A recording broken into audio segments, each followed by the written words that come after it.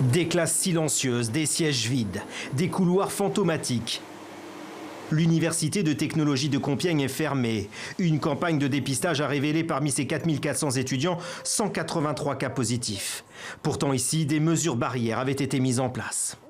L'université a mis énormément de moyens pour garantir la sécurité des personnels et des étudiants, des usagers. Donc on n'a pas de contamination dans l'établissement. Clairement, la contamination se fait à l'extérieur sur différents facteurs. Alors, des regroupements, évidemment, des configurations comme des colocations.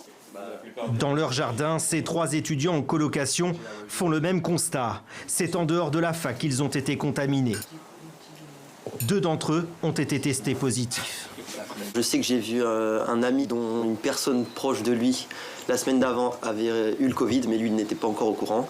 Et donc j'ai été le premier dans la colocation à être testé positif au Covid-19. On a pu faire des apéros où on invitait 2-3 personnes dans la coloc. Mais de grosses soirées, non, il n'y en a eu aucune. Selon Santé publique France, 21% des contaminations proviennent du milieu scolaire et universitaire. Pourtant ici à Reims, masque obligatoire, gel à toutes les entrées, amphi rempli à moitié. Les présidents d'université redoutent la fermeture.